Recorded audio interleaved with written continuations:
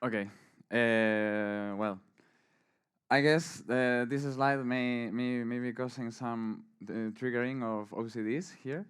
That's intended because the more anxious you are, better for me because I'm just trying to level the play field. I'm just too nervous.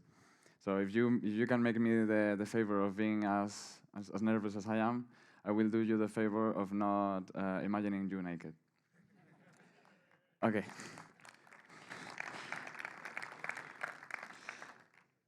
So, in the last talk, the Thursday talk, I explained that a researcher called David Buchanan had made a way, had found a way, a really smart way of writing to the shell's mem file using an inherited file descriptor from the shell, which allowed us to avoid having to disable ASLR. So after that improvement, the code that DDexec had would be something like this, only that, well, I think I have how the code looks really. Yeah, because I have a lot of variables that for the interpreter and something like that. So I cleaned that up and only left DD. So it would be something like that. So what we are doing here is, well, start DD. You can see my hand shaking a lot. Okay. We are starting DD, and we're telling it that all the sizes that we are going to work with it is are given in bytes. The block size is 1 byte. So the seek argument, which is at which point inside the mem file start to write, is going to be interpreted in bytes. That was important because if the address wasn't a multiple of 512, after dividing it, I wouldn't be able to, because I need to pass there an integer and not a decimal point. So that's why it is important the BS1. We specify at which address write, and we redirect the output to the file descriptor that the shell created to its own mem file. The errors, we don't care about the errors, because there isn't going to be. And read the shellcode, so the shellcode will be written at that address. Okay, and then we need to jump because we are writing the shellcode because the shellcode is too big. I didn't have a space where I was writing before. Where David Buchanan was writing his shellcode. So I needed to find another place to write the shellcode, which would be the VDSO, and then jump from the place that we are writing the shellcode, just jump instruction to the VDSO. Okay. Now, there is a thing. There is an EDR that started detecting this technique. They just detected that there was a binary called DD that was being executed with a parameter that contained seek. At first I thought that they may be just seeing how big was the seek argument, but no, it was only with seek. So I have a solution, but we need first to learn a bit about file descriptors. Okay, a file descriptor is just a number that open or some other syscall returns. It is used when you make a read on the file or something like that. You pass to the kernel that number, and the kernel knows that you're referring to that file. The number is physically just an index in in an array, in a table that is maintained by the kernel, which is this one. This structure is then included in the files struct structure inside the task struct in the kernel. You can also see, well, for low level folks, you can see also that here there is an array that holds information of which file descriptors have to be closed after an exec.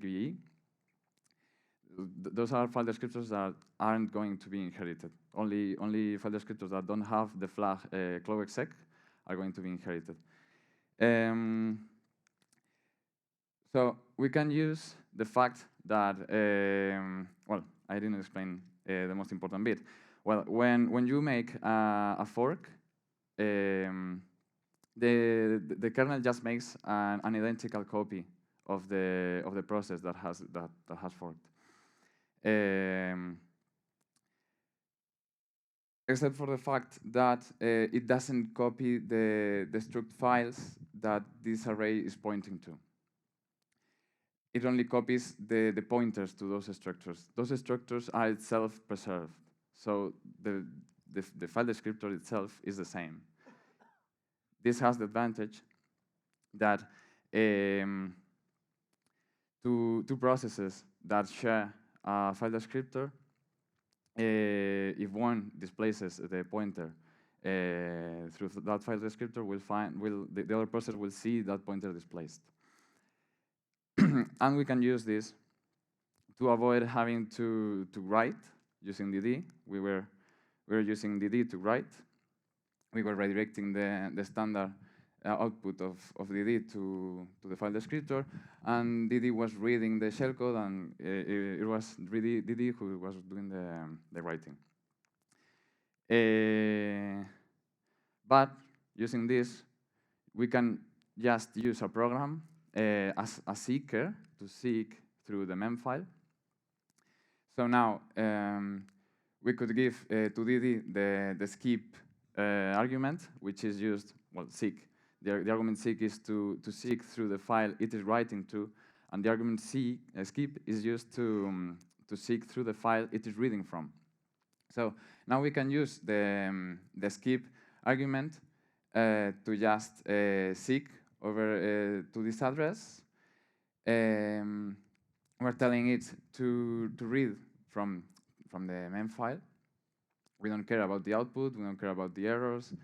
And then just with printf redirected to that file descriptor, we will write the shellcode at the place we want.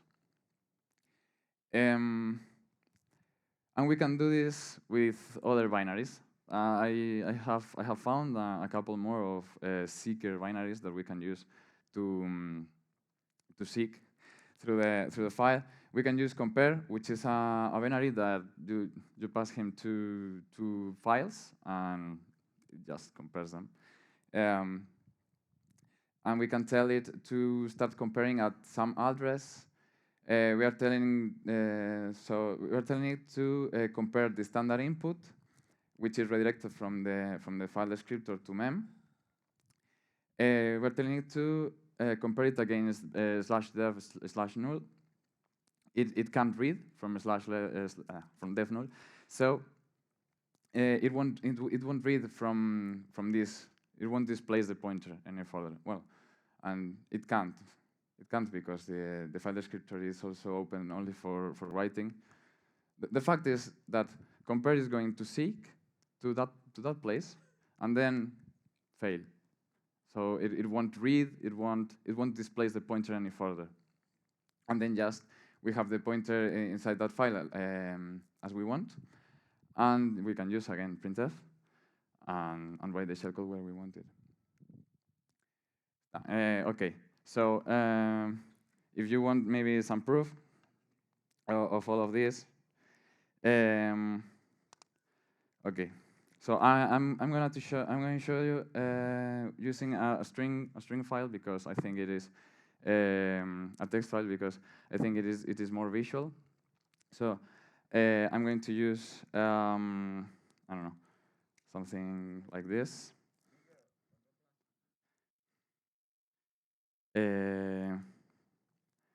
Okay. Oops. No. I wanted to look really cool just using NID because you made fun of Carlos for using Nano. And I got it wrong. Okay. So, start right. Shut up. Okay. So we have the file here with this content, and we are going to use because I need. I think I need. Yeah. So because the shell, if I open the file descriptor with write permissions, the shell is going to try to truncate the file. The fact that this doesn't happen with mem is because mem isn't a regular file and can't be truncated. This demonstration I'm going to do it using a read-only file descriptor. So we have this file descriptor, which has read permissions from this file, and we can use DD to well, I can do it using seek or skip. I think I'm going to use seek to the position 3. Since we are using seek, we need to specify that it has to write to that file. I think everything is right. So yeah, it was expecting my input. And now, if we just read from this file descriptor, we don't get the content from the beginning. We just get it from the offset 3, which is where we seeked.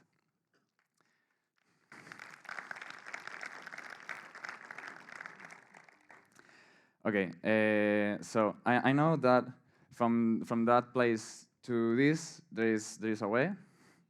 So if you don't believe me, well, you have the repo and start playing with it. Okay, I still promise that this isn't a DDexec talk.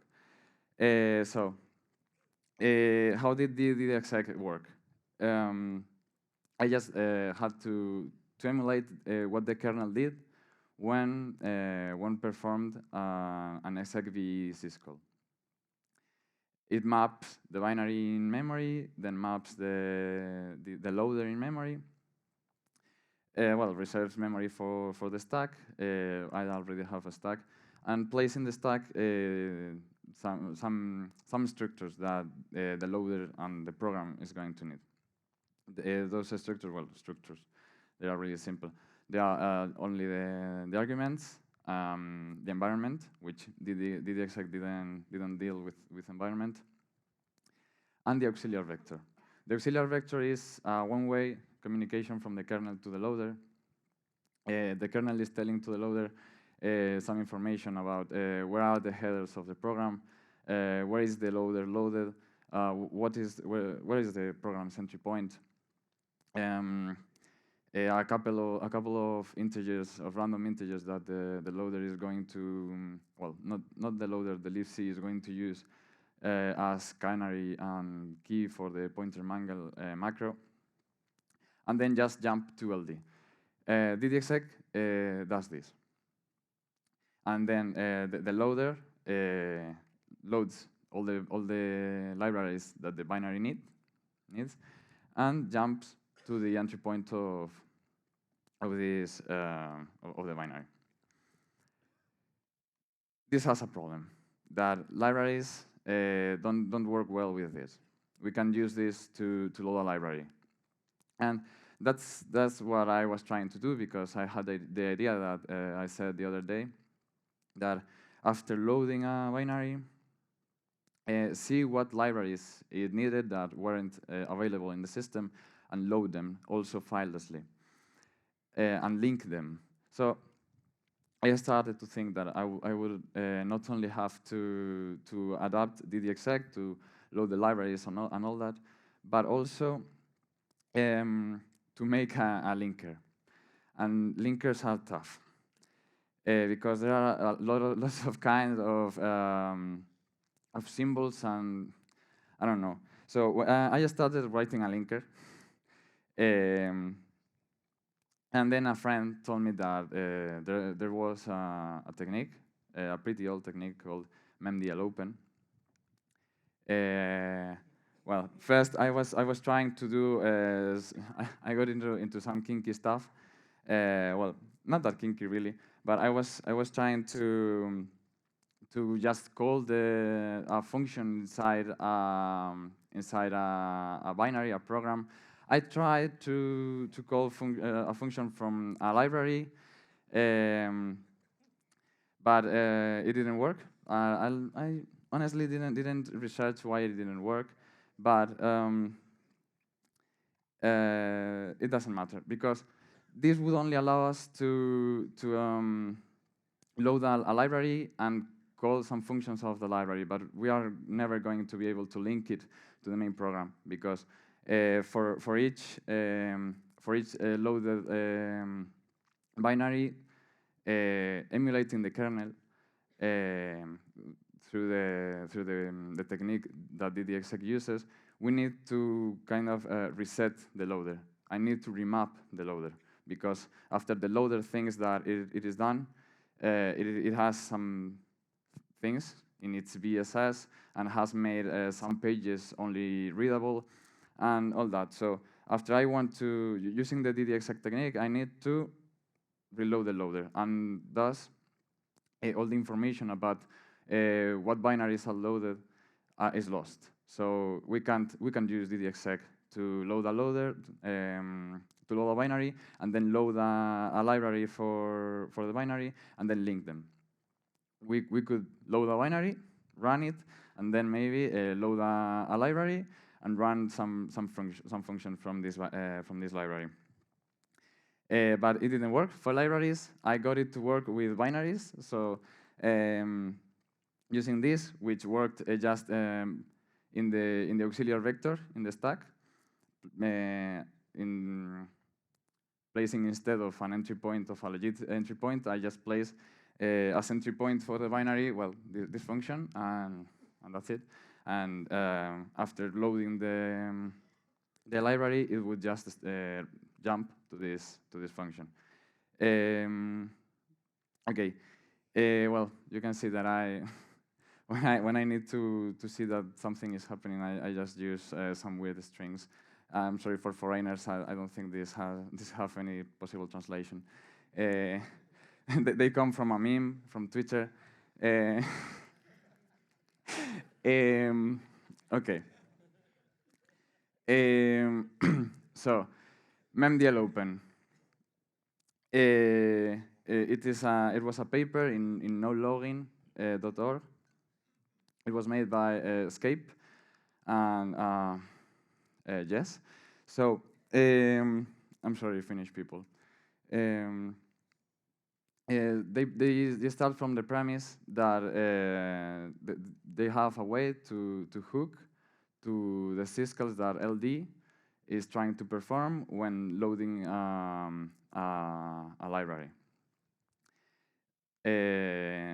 So you hook to the syscalls and then make a dlopen, passing to dlopen a fake file path to the library. Well, for those that don't know how dlopen works, you just pass the library that you want to load and some flags, and that's it. You get a handler to that library, and with that handler, you can then use dlsim to find symbols, to find functions of that binary and call them.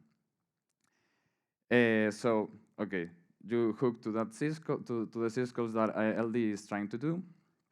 Then trigger LD with dlopen, trying to load a fake library, and then just lie, fake, and cheat.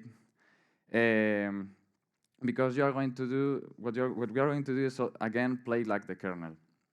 We are intercepting syscalls, these syscalls that LD is trying to perform, and we are just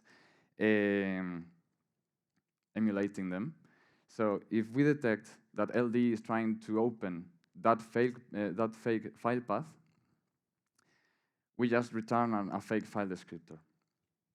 That fake file descriptor, I need some water.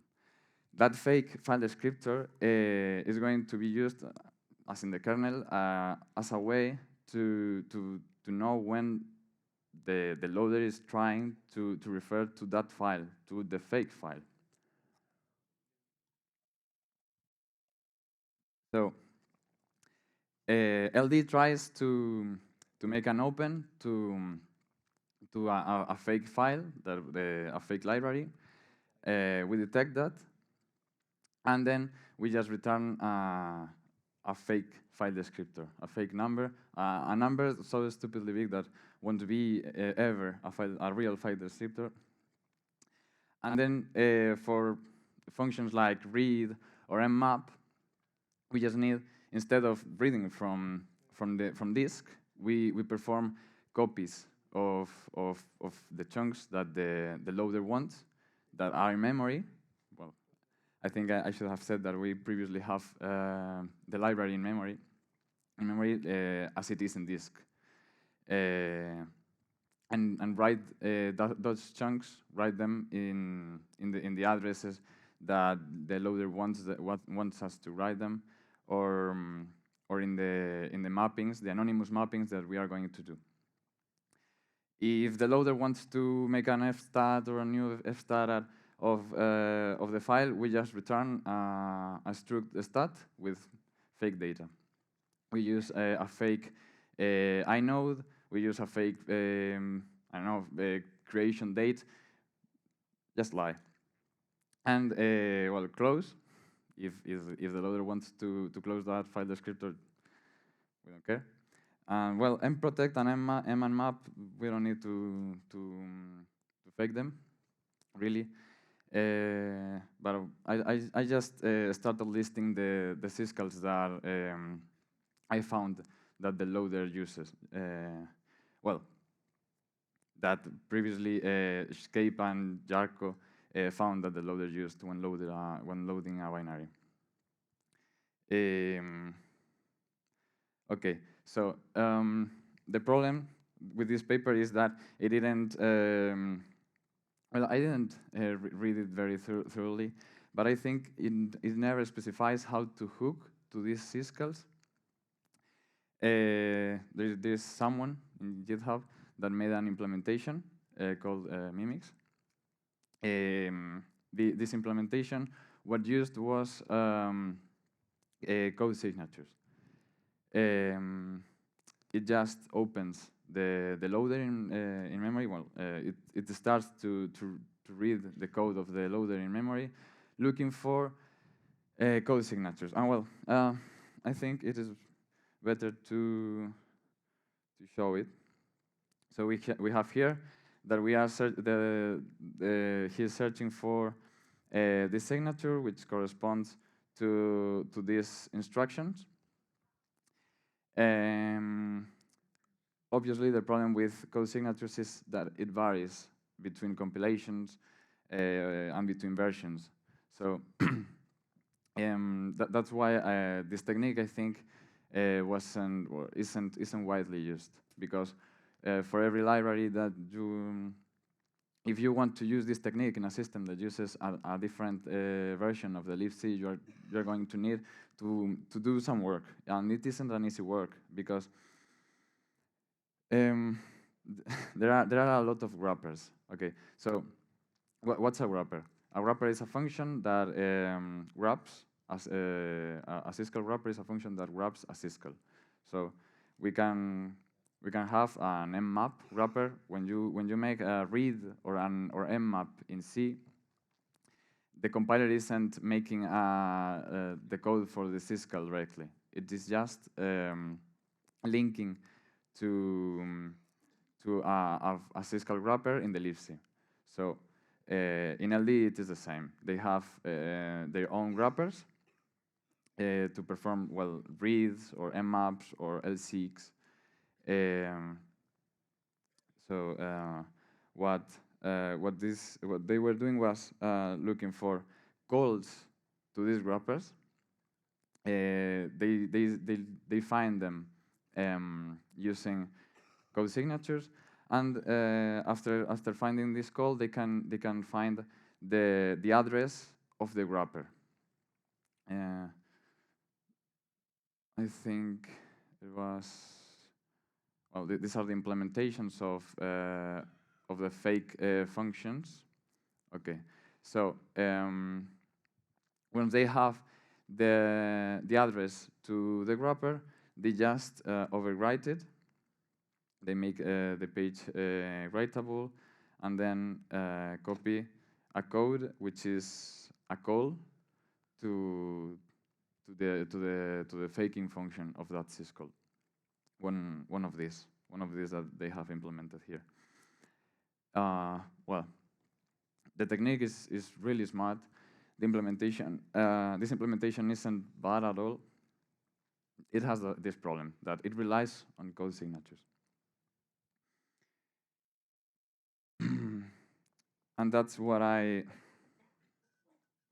tried to solve.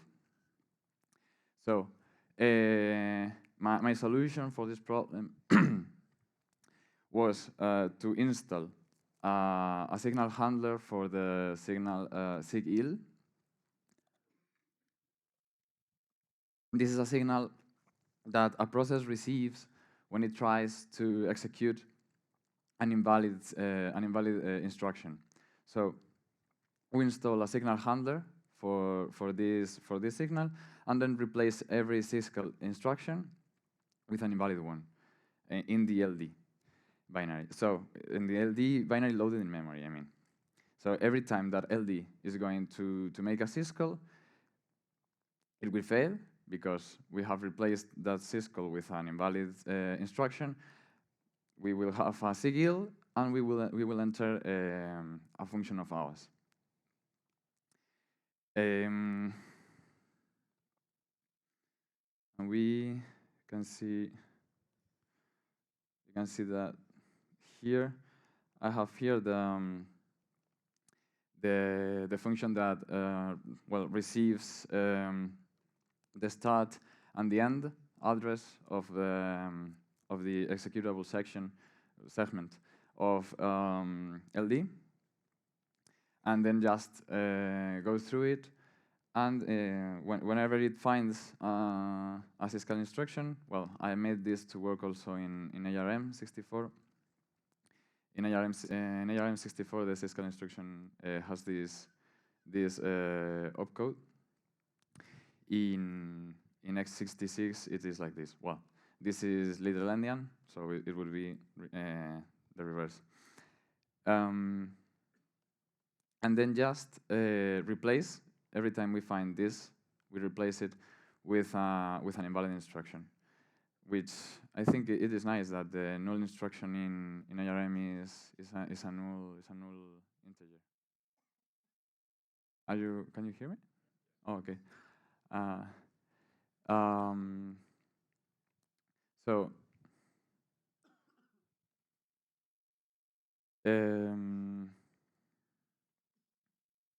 well, how I find these segments of the loader, just through the maps file. I search for LD, and then the one which is executable. Okay. So here we have the installation of the SIGIL handler. I look for these addresses of the loader, make the loader writable, replace all these syscall instructions with invalid ones, and again make the loader executable. And then just dlopen. Well, first I need to read the elf in memory, as I said. Well, this function just sucks, but there is a lot of improvement of room for improvement here. And that's it. After we are able to make dlopen, we receive a handler, and we can use that to search using dlsim to search for functions, for symbols, and execute that functions. So my implementation of the function of the signal handler for Sigil, what does is take advantage of the fact that when a signal is performed, the kernel dumps all the registers in the stack, which in fact is what the previous talk used for srop. So it just dumps all the registers in the stack, and then jumps to the signal handler with arguments about what was the signal received, what provoked it, some things like that. So what I'm doing is just taking that all those registers, all that context previous to the signal that is going to be used when we return from the signal. I just use that to find the arguments that the syscall was meant to receive, and then also to change the program counter, because I want to return to the IL instruction, because then we will enter a loop. So I increment the program counter, and well, here you have the implementation of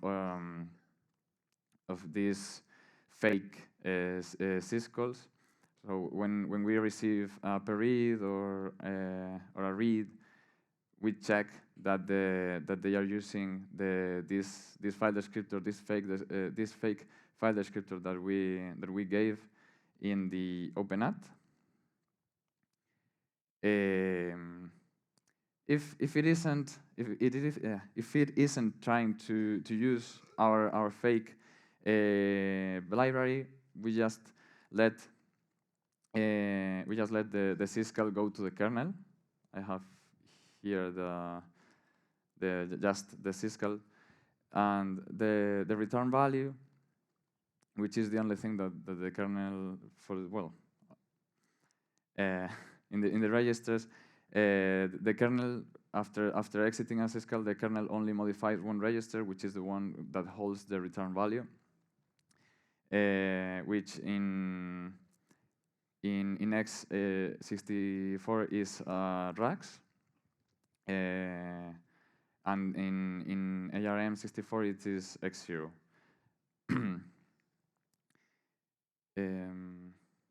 Well, so here you have it, and we can make use of this to load also a binary. I had a problem. Well, I think I intended to explain this first. Okay, so we can load a binary, and we can call a function from that library. I started to experiment with things, also weird things. I first tried to make the loader resolve first to functions of our library, to make our recently loaded library, a priority when solving symbols. That's done modifying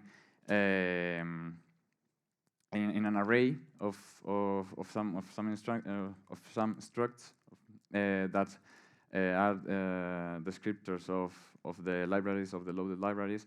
We just have to sort them and make ours the first one. So when the loader is looking for that symbol, it will look for it in our library. So here we have, I am using the same technique. Up there, we have all the code of the implementation of the fake syscalls. And then, well, I find the link map, the link map of the main binary. And through that link map, I can find a field.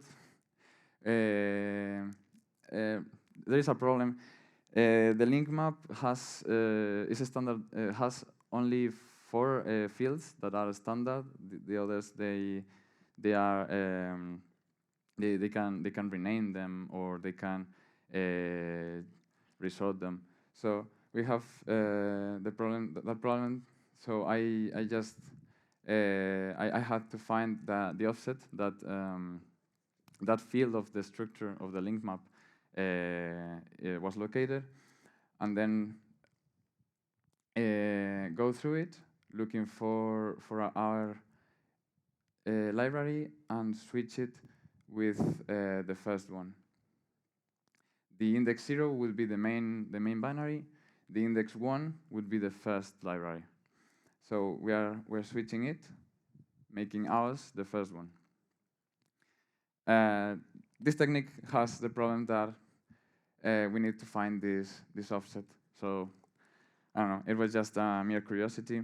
I tried on other things. Here we have like a POC. We can see that I call to put, and then I have another library, which is this one, which also defines the puts function. After running it, I needed to disable ASLR because this was at first stages of the project. So I was just hard coding addresses. So we can see that instead of calling puts and printing this marvelous string, we receive this write instead. But okay, so this doesn't have, I think, any real usage. It is just a mere curiosity, just because this offset that keeps changing. Okay, so I tried. This disclaimer isn't actually mine. This is from a Frack article.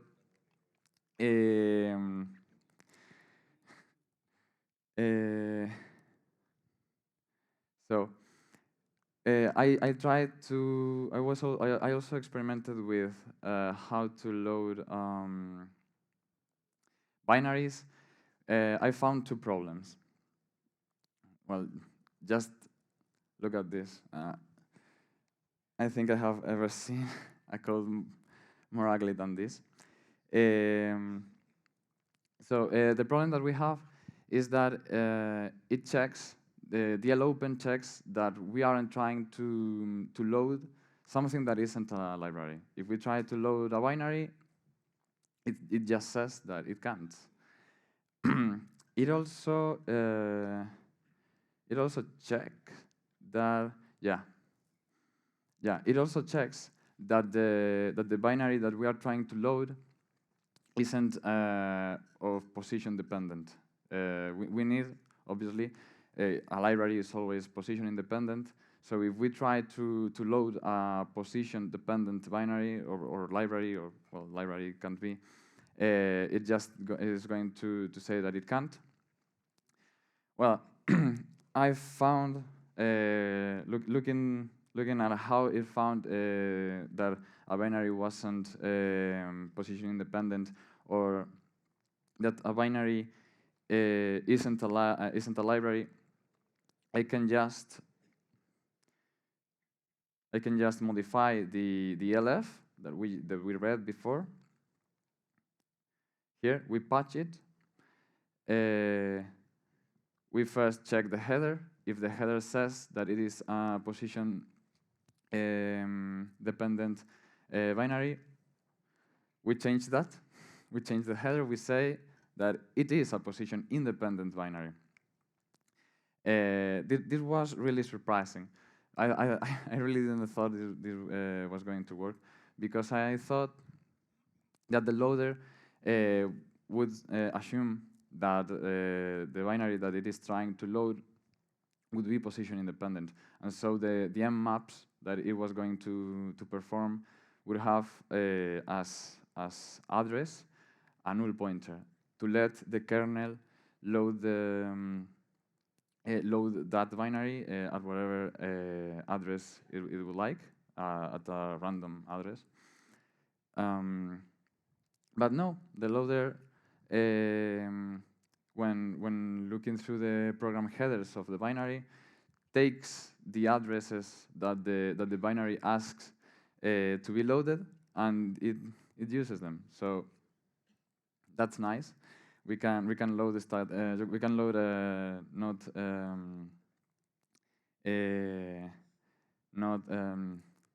not pi binaries. We can also see that in the dynamic section, which I have to parse the section headers and look for the dynamic section. In the dynamic section, there is an extension, a GNU extension that has a flag that says if a binary is a binary or a library. So we can also mark it as a library, and it will work just fine.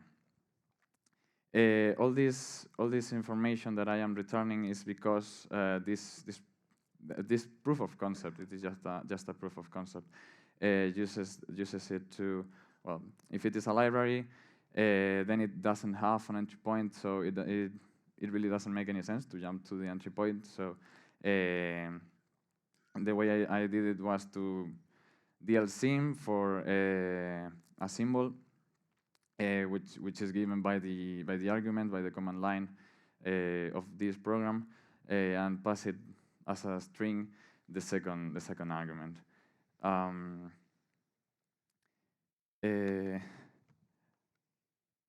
If the binary is position independent, to the entry point, we need to add the base address at which we loaded it. If it isn't, well, we don't need to add that. And then we map a new stack and prepare the stack, just like we did no. We just need to place the arguments. If we would like that, if we would like the program to have some environment, we can also place here the environment argument, and then just jump to the entry point of the program, not the entry point of the loader. It is already loaded. Here we have the code in ARM, the code in for x86.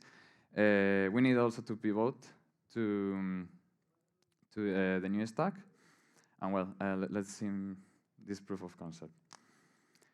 So here I have the code. I'm going to compile so you can see that it isn't fake. So we can, okay. So we can call to ELS, obviously filelessly.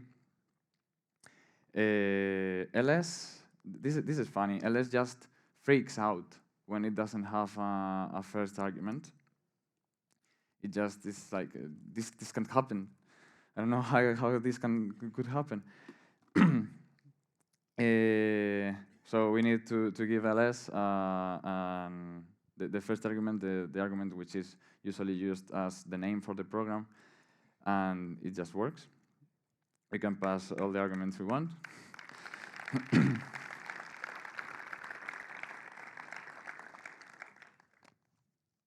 And well, and we can also, if it detects that a function is well, yeah, if it detects that the binary is a library, we can call a function like I don't know, puts, or to make it more interesting, printf. Well, print something. Oh no, My POC failed. No. No. That's only because the libc isn't really a library. It is a program. The libc. It just looks like a library because I don't know. It is a way to tell you the version of the libc and the copyright and all that thing. So there is other way to find if a library if a binary is a program or it is a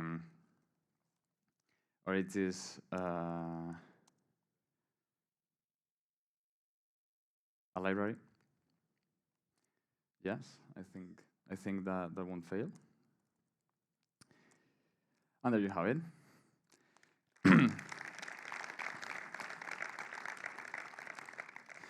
And we can see that it is actually printf because, well, we can perform like some kind of format string bug and print contents of the stack. And well, this technique, here I am presenting only a proof of concept. I saw Excel made a couple of like a month ago. It is funny that every time I start to research something, there is also someone else that is in parallel researching the same thing. He made it like, he took the mimics code and made it like a library. So in the future, I will make this also like a library so you can easily use this to load filelessly things. I think that this will be also the future of DDexec because it just feels like it is, I don't know, it feels polite because with DDexec it was like very rude to overwrite the loader and map all the things. I don't know. This way, it is true that we are lying a lot to the loader, but I don't know. It has the potential of loading needed libraries that aren't available in the system. It has a lot of potential. I started to port it to assembly in ARM64. This is the way that I am going to port DDexec to Android. In fact, all this code, I don't know.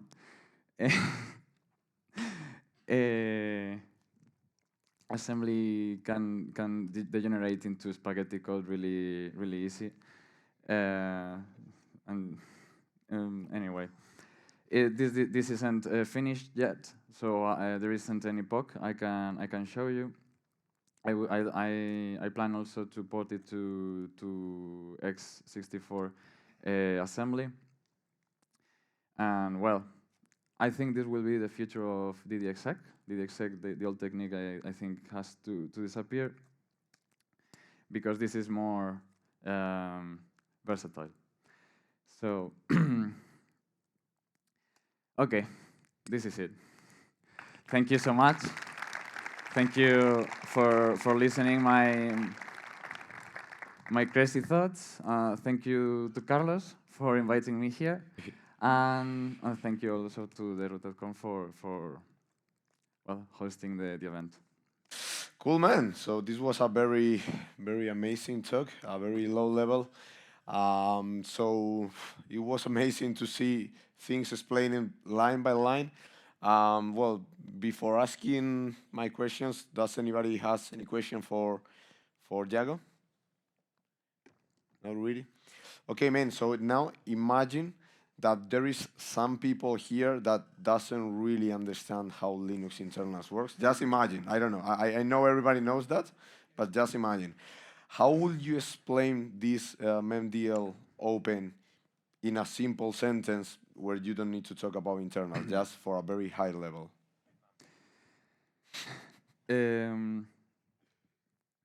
when the loader tries to load a library, it communicates with the kernel.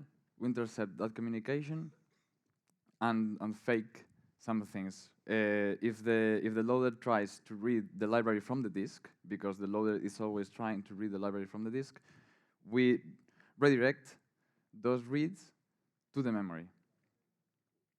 Okay, and that's the main stuff we are doing here. That will be the core, the kernel. And you need an hour in HackTricks Track to explain that.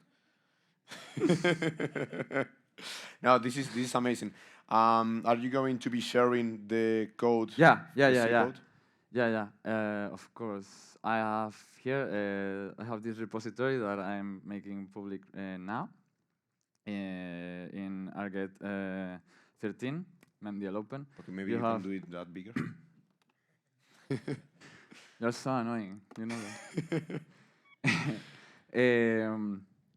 Well, there's only two things: the code, the C code, and what I have for now of the ARM assembly. Okay. So I guess that, as you told me, it would be amazing to mix, well, maybe something like what we presented last Thursday, that we managed to load anything with this kind of techniques to automatically load any library from a repository we have. Yeah. So we will have kind of a C2 in memory where you can just execute any binary and libraries are loaded automatically. I think that will be an amazing technique for our red team inside Linux. Anybody else have any question for these amazing techniques Yago just revive, or you are hungry and you just want to leave? Well, thank you very much, Yago. It was an amazing talk.